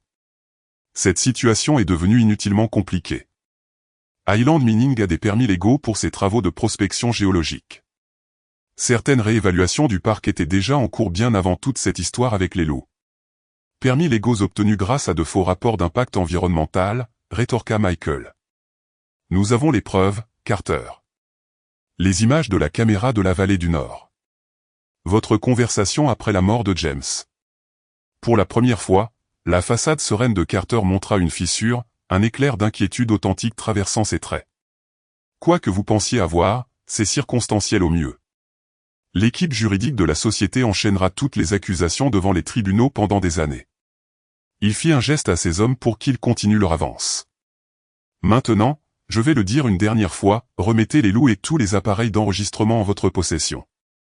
Emma serra le louveteau plus fort contre elle, reculant vers sa mère. Sarah, qui avait maintenu sa position au bord de l'arbre, commença à grogner, un son bas et continu qui hérissa les poils sur le cou de tout le monde. Le docteur Chin se pencha vers Catherine. Nous avons besoin d'une diversion, quelque chose pour diviser leur attention. Avant que quiconque puisse élaborer un plan, Sarah prit la décision pour eux. La louve se lança depuis le couvert des arbres, courant non pas vers les hommes qui avançaient, mais en un large arc autour d'eux, attirant leur attention avec son mouvement visible. Les agents de sécurité pivotèrent pour la suivre, momentanément distraits des humains sur la pente. « Stoppez ça, c'est la louve scientifique », ordonna Carter. Emma hurla alors qu'un des hommes levait son arme vers Sarah. Non. Non. Ce qui se passa ensuite se produisit avec une telle vitesse que les témoins s'en souvinrent plus tard différemment. Sarah se faufila entre les arbres, menant l'équipe de sécurité dans une poursuite chaotique sur la pente. Des ordres et des cris remplirent l'air alors que les hommes poursuivaient le prédateur rapide en mouvement. Carter hurla des ordres qui restèrent lettres mortes dans la confusion. Profitant de la diversion, Michael fit un geste urgent aux autres vers un bosquet dense à leur droite, bougez pendant qu'ils sont distraits. Ils avaient presque atteint le couvert lorsque le premier coup de feu retentit, résonnant vivement à travers la vallée. Puis un autre, et encore un autre. Emma s'arrêta net, se tournant vers le son avec l'horreur gravée sur son jeune visage. Sarah. À travers les trouées du feuillage, ils aperçurent la louve s'effondrer sur le sol de la forêt. En dessous d'elle, sa forme grise soudain immobile contre la terre brune, un des agents de sécurité se tenait au-dessus d'elle, l'arme toujours levée. Non. Emma hurla, le son d'une telle angoisse pure perçant la forêt que même les hommes de Carter se figèrent momentanément. Le louveteau dans ses bras gémit, sentant la détresse mais incapable de comprendre sa cause. Catherine saisit sa fille, la tirant de force dans le couvert du bosquet, alors que d'autres cris éclataient en dessous. « Emma, nous devons continuer à avancer. Nous ne pouvons pas aider Sarah maintenant. Nous ne pouvons pas l'abandonner. » Emma se débattit contre l'emprise de sa mère, les larmes coulant sur son visage. Elle nous a sauvés. Elle nous a fait confiance. Le docteur Chin examina rapidement le louveteau, s'assurant qu'il n'avait pas été blessé dans l'explosion émotionnelle d'Emma. « Emma, écoute-moi, dit-elle fermement. Sarah a protégé son louveteau. Elle t'a protégé. Ne gaspille pas son sacrifice. » Les sanglots de l'enfant se calmèrent en des respirations saccadées alors que la réalité de la situation pénétrait son chagrin. L'équipe de sécurité se regroupait, et la voix de Carter portait clairement à travers la forêt alors qu'il leur ordonnait de poursuivre la poursuite. Michael prit une décision rapide. « Joseph, tu connais ces bois mieux que quiconque. Emmène Catherine, Emma et le louveteau vers la crête. Il y a un ancien chemin coupe-feu qui pourrait vous amener à l'autoroute plus rapidement. »« Et vous ?» demanda Catherine, connaissant déjà la réponse à l'expression de son beau-frère. « Marcus, le docteur Chin et moi allons créer une autre diversion pour les éloigner de votre piste. » Michael ajouta sur un ton sans appel, pas de discussion. « Nous avons des copies des preuves. Mais Emma et le louveteau en sécurité. Ensuite, contacte mon superviseur au bureau régional, Suzanne Blackwood. Elle n'est pas dans la poche de Carter. » Les sons de la poursuite se rapprochant, avec des hochements de tête larmoyants, le groupe se sépara, Joseph conduisant Catherine et Emma plus profondément dans la forêt tandis que l'équipe de Michael se préparait à attirer les forces de sécurité dans la direction opposée. Emma jeta un dernier regard en arrière vers l'endroit où Sarah était tombée, son jeune cœur se brisant de chagrin et d'une nouvelle émotion inconnue, la rage. Elle serra le louveteau orphelin contre sa poitrine, une promesse silencieuse se formant dans son esprit, le sacrifice de Sarah ne serait pas vain. La vérité éclaterait, quoi qu'il arrive. Joseph conduisit Catherine et Emma à travers la forêt dense avec l'assurance de quelqu'un qui avait parcouru ces chemins depuis son enfance. La crête se dressa devant eux, son épine rocheuse offrant à la fois un défi et l'espoir, un terrain difficile à traverser pour leurs poursuivants, mais aussi une route directe vers l'autoroute lointaine. Emma serra le louveteau étroitement, ses larmes séchées en un masque de détermination sombre qui semblait déplacé sur son jeune visage. « Nous devons nous reposer, » dit finalement Catherine, remarquant la fatigue de sa fille. Malgré le refus d'Emma de se plaindre, Joseph acquiesça, les guidant vers un petit creux formé par les racines massives d'un pin ancien. L'abri naturel offrait une certaine protection à la fois contre les éléments et contre une éventuelle observation aérienne. Emma déposa doucement le louveteau sur un lit d'aiguilles de pin, observant qu'il luttait pour se tenir debout, plus fort maintenant après des jours de soins, mais visiblement angoissé par l'absence de sa mère. « Il sait » murmura Emma, caressant la tête du louveteau. « Il sait que Sarah est partie. » Catherine attira sa fille près d'elle, n'ayant pas de mots pour soulager une telle douleur. Le lien qu'Emma avait formé avec les loups transcendait la compréhension normale, une connexion qui semblait faire écho à la propre croyance passionnée de James en l'intelligence et la complexité émotionnelle de ces créatures. Joseph s'installa à côté d'eux, son visage buriné solennel alors qu'il observait l'enfant en deuil et le loup. « Il y a quelque chose que vous devriez savoir sur Sarah, dit-il doucement, quelque chose que votre père a découvert et que peu d'autres ont compris. » Emma leva les yeux rougis mais attentifs. « Sarah était spéciale, même parmi les loups, » continua Joseph. James l'a trouvée alors qu'elle était un très jeune louveteau, peut-être âgé de 2 semaines, à côté de sa mère qui avait été tuée par des braconniers. Au lieu de la remettre immédiatement aux autorités fauniques, il l'a ramenée à la maison pour des soins d'urgence. L'expression de Catherine manifesta la surprise. « Je ne me souviens pas de cela. »« C'était avant que vous ne soyez mariés, » expliqua Joseph. James commençait tout juste ses recherches. Sarah a vécu dans sa cabane pendant près de 3 mois pendant qu'il travaillait avec des experts en réhabilitation de la faune pour la préparer à la libération. Emma se redressa. « Papa a élevé Sarah. » Joseph acquiesça. Pendant ces mois, elle s'est imprégnée de lui d'une manière qui a créé un lien unique. Lorsqu'elle fut finalement assez forte, James la relâcha dans la vallée du Nord, où elle finit par former sa propre meute. Mais elle ne l'a jamais oublié. Cela explique pourquoi elle a reconnu son odeur à notre cabane, réalisa Catherine. Pourquoi elle nous a apporté son louveteau blessé. Mais il y a plus, continua Joseph.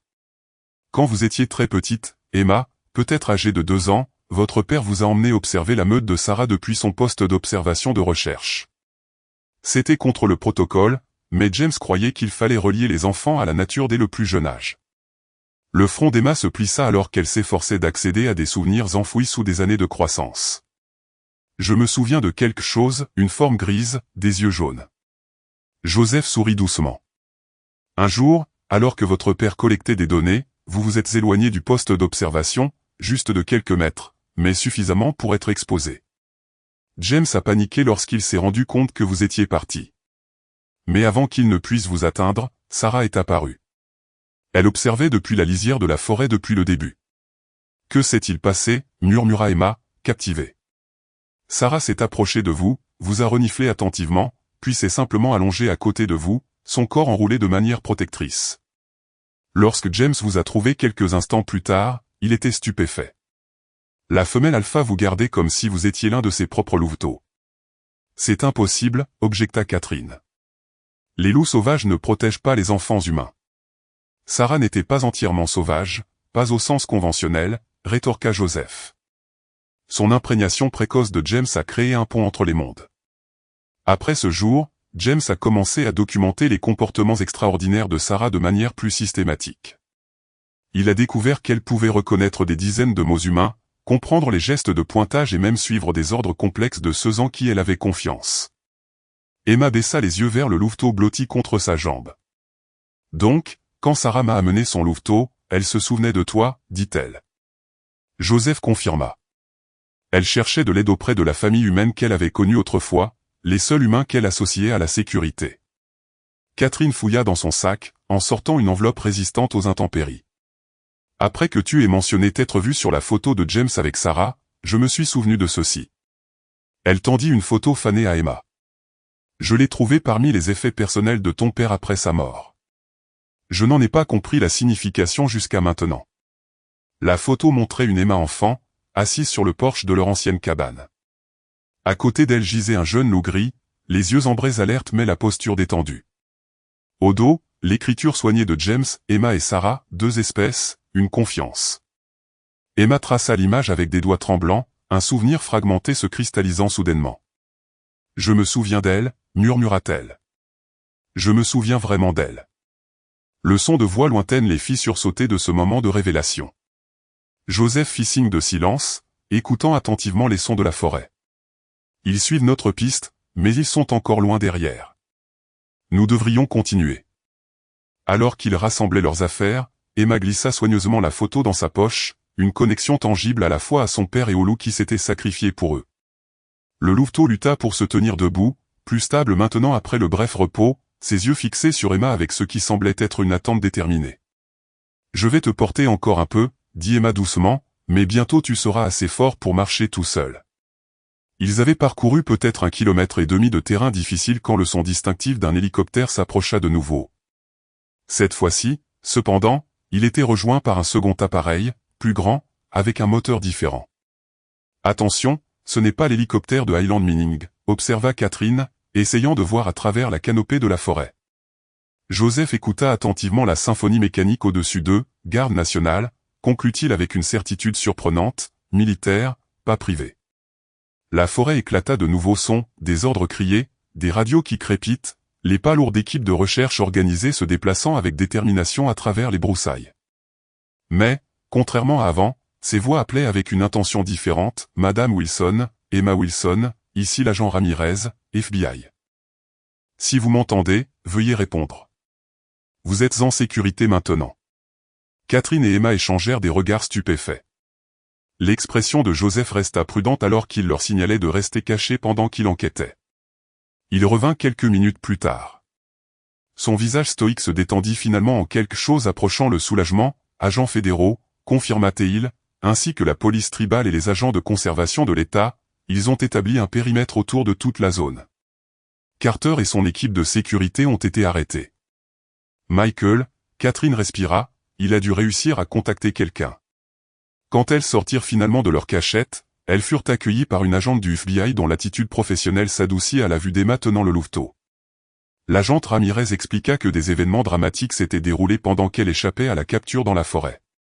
Votre beau-frère et ses compagnons ont réussi à joindre une équipe de télévision locale qui couvrait la controverse sur les loups, expliqua-t-elle à Catherine, ils ont diffusé en direct des extraits des preuves, y compris des images de la sécurité de Highland Mining tirant sur une espèce protégée. C'est devenu viral presque immédiatement. La journaliste locale Beth Andrews suivait l'histoire des loups depuis des semaines, devenant de plus en plus suspicieuse quant au timing opportun des décisions de Carter en matière de gestion de la faune. Quand Michael Marcus et le Dr Chin sont tombés sur son lieu de tournage près de la limite du parc, elle a reconnu une opportunité qui allait définir sa carrière et n'a pas hésité à les mettre devant la caméra. Le timing était providentiel. L'agente Ramirez continua, alors qu'elle se dirigeait vers les véhicules qui les attendaient, le bureau enquêtait déjà sur Highland Mining pour des violations des réglementations environnementales fédérales sur d'autres projets. Les preuves que votre famille a rassemblées ont fourni les dernières pièces dont nous avions besoin. À la lisière de la forêt, un poste de commandement temporaire avait été établi. Le personnel médical s'occupa immédiatement d'Emma et du louveteau, tandis que Catherine retrouva un Michael amoché mais triomphant. Marcus se tenait à proximité, son bras correctement bandé, paraissant maintenant mal à l'aise mais résolu. Alors qu'il fournissait une déclaration formelle aux enquêteurs fédéraux, Carter a été arrêté, Michael les informa, ainsi que 3 dirigeants de Highland Mining. Les preuves étaient accablantes. Une fois que nous avons rendu publique cette vidéo de caméra cachée, James est parti. Elle a capturé non seulement Carter sur les lieux, mais aussi le fait qu'il avait activement trafiqué l'équipement de sécurité de James avant qu'il ne se dirige vers la zone du ravin. Catherine couvrit sa bouche. La pleine horreur du meurtre de son mari enfin confirmée. Il a saboté l'équipement de James. Michael hocha la tête avec un air sombre. La carte mémoire contenait des images horodatées de Carter desserrant les sangles du harnais d'escalade de James alors qu'il documentait les bornes d'arpentage. Quand James est descendu en rappel dans le ravin plus tard ce jour-là, il n'a pas pu terminer la phrase. Mais il n'avait pas besoin. La nature délibérée de la mort de James Wilson était maintenant exposée, un meurtre de sang-froid motivé par la cupidité des entreprises et la jalousie professionnelle. « Et Sarah ?» demanda Emma, sa voix petite mais stable. Les hommes qui lui ont tiré dessus, l'agente Ramirez s'agenouilla au niveau des yeux de l'enfant, nous avons envoyé une équipe de récupération. Le loup recevra tous les honneurs en tant qu'espèce protégée illégalement tuée dans une réserve faunique fédérale. Elle hésita, puis ajouta avec une douce honnêteté, je comprends à quel point elle était spéciale pour toi, Emma. Son sacrifice a contribué à exposer une conspiration criminelle majeure. Emma hocha la tête solennellement, serrant le louveteau plus près. Qu'est-ce qui va lui arriver maintenant? Le docteur Chin les rejoignit, ayant terminé son débriefing avec les autorités. C'est quelque chose dont nous devons discuter. Compte tenu de son âge et de sa situation unique, il est candidat à la réhabilitation et à la libération, mais il aura besoin de soins spécialisés pendant plusieurs mois encore. Il doit rester avec nous. Emma déclara avec une certitude soudaine et féroce. Sarah me l'a amené pour une raison, papa voudrait que nous continuions son travail.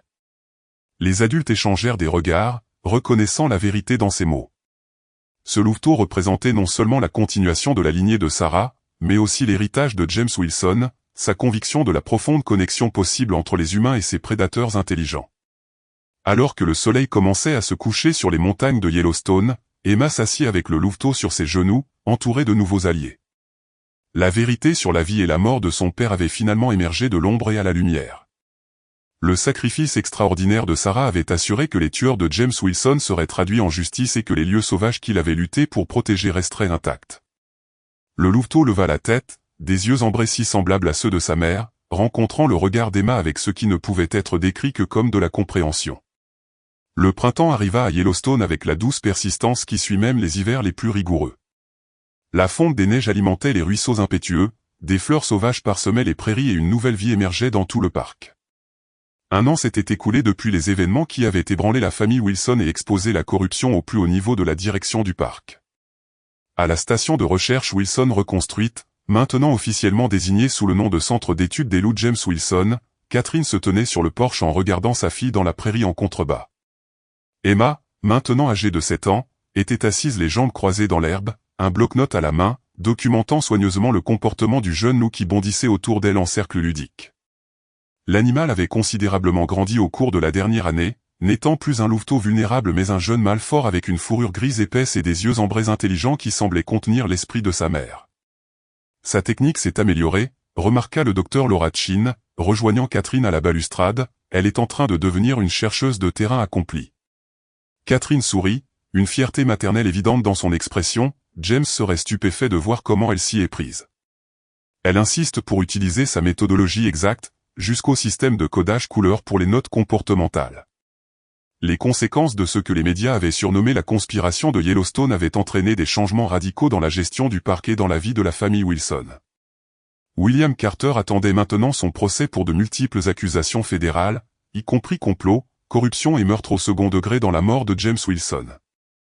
Highland Mining Corporation avait été exclue des contrats fédéraux après la divulgation de leurs opérations d'arpentage illégales et de la tentative de dissimulation.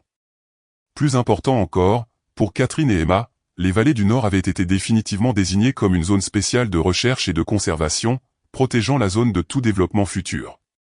Michael Thompson s'approcha de la route principale, son uniforme de garde forestier orné de l'insigne de sa récente promotion au poste de chef des gardes du parc. Le directeur régional l'avait nommé pour aider à rétablir l'intégrité de la direction de Yellowstone après le départ de Carter. La plaque commémorative est en cours d'installation, annonça-t-il en rejoignant les femmes sur le porche, il la place à Inspiration Point, surplombant la vallée où James a fait la plupart de ses recherches. Catherine hocha la tête avec appréciation, il aurait aimé ça, un endroit où les visiteurs peuvent apprendre son travail. La porte derrière eux s'ouvrit et Marcus est sorti, paraissant sensiblement différent du braconnier endurci d'il y a un an. La cicatrice sur son avant-bras, le cadeau d'adieu de Sarah, était toujours visible, mais ses yeux avaient perdu leur froideur hantée. Après avoir fourni un témoignage crucial contre Carter et Highland Mining, Marcus avait obtenu l'immunité en échange de sa coopération avec les efforts de protection de la faune en cours. Le bus scolaire vient de déposer le premier groupe de touristes, rapporta Teil, des élèves de 5e année de Jackson Elementary, tous très excités à l'idée de voir le célèbre loup. Catherine redressa sa posture, adoptant un mode professionnel, je vais préparer le matériel de présentation. Laura, pourrais-tu faire entrer Emma et Scout? Il est presque temps pour la démonstration. Le programme éducatif avait été l'inspiration de Catherine, un moyen de poursuivre les recherches de James tout en partageant leur importance avec la prochaine génération. Plusieurs fois par mois, des groupes scolaires visitaient le centre pour en apprendre davantage sur le comportement, l'écologie et la conservation des loups. Le clou du spectacle pour les enfants était toujours de voir Scout, comme Emma avait nommé le jeune loup, démontrer l'intelligence et l'entraînement remarquable qui le rendaient unique parmi ses congénères sauvages. Emma conduisit Scout vers la station de recherche, sa petite main reposant légèrement sur son dos. Contrairement à un chien entièrement domestiqué, Scout conservait l'indépendance digne caractéristique de son espèce. Pourtant, il suivait les instructions d'Emma avec une attention bienveillante. Leur lien, forgé dans le chagrin et le danger, s'était transformé en quelque chose d'extraordinaire, ni tout à fait sauvage, ni tout à fait apprivoisé, mais un pont entre les mondes qui incarnait la vision de James Wilson. N'oublie pas, il n'est pas un animal de compagnie, rappela Catherine à Emma alors qu'elle se préparait pour la présentation, c'est un ambassadeur. Emma hocha la tête solennellement, ayant entendu ce refrain d'innombrables fois, je sais, maman, Scout a un travail important à faire pour enseigner aux gens les loups, comme papa le voulait. La démonstration se déroula sans heurts, Scout répondant aux signaux manuels et aux signaux vocaux d'Emma avec une précision impressionnante. Les élèves de 5e année regardèrent avec admiration le jeune loup distinguer différents objets par leur nom, démontrer des capacités de résolution de problèmes et participer à des activités de recherche simulées. Emma narra tout au long avec la clarté confiante de quelqu'un de bien au-delà de son âge, mais expliquant comment les recherches de son père avaient prouvé que les loups possédaient une intelligence et une complexité émotionnelle dignes d'une plus grande compréhension et protection. Après le départ des enfants, rempli d'un nouvel enthousiasme pour la conservation de la faune, Frank Miller arriva dans sa camionnette éclaboussée de boue. La relation du fermier avec la famille Wilson avait subi une transformation remarquable, ayant été témoin direct de la corruption qui avait failli détruire le parc qu'il aimait en secret. Malgré ses plaintes, Miller était devenu un défenseur improbable d'approches de conservation équilibrée. J'ai les spécifications de clôture modifiées que vous avez demandées, annonça-t-il, remettant un dossier à Catherine. Elles devraient empêcher les loups d'entrer dans les zones de vélage sans restreindre trop leur schéma de déplacement naturel. Ce projet de collaboration représentait une nouvelle approche du conflit séculaire entre les éleveurs et les prédateurs. Grâce aux connaissances pratiques de Miller et à l'expertise scientifique de Catherine, ils élaboraient des techniques de gestion qui protégeaient le bétail tout en respectant le rôle écologique des loups.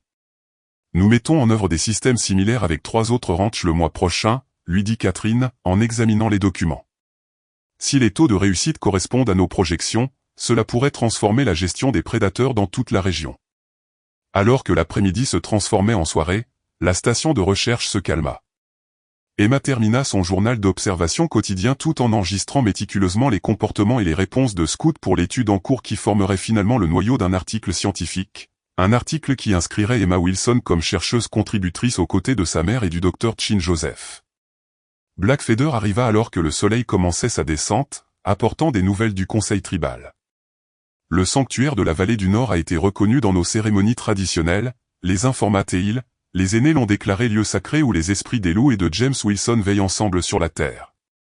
Emma sourit à cela, trouvant du réconfort dans l'image de son père et de Sarah continuant leur connexion sous une forme au-delà du monde physique.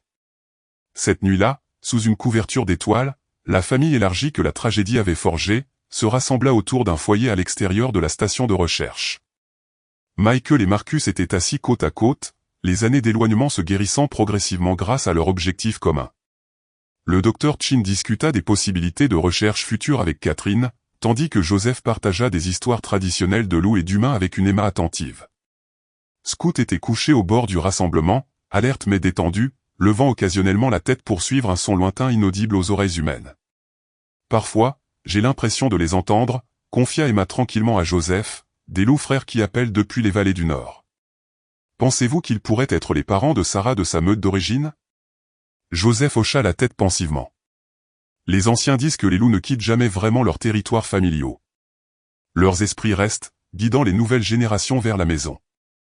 J'aimerais les suivre un jour, déclara Emma, quand je serai plus âgée. Découvrir si certains des gènes de Sarah continuent dans les meutes sauvages.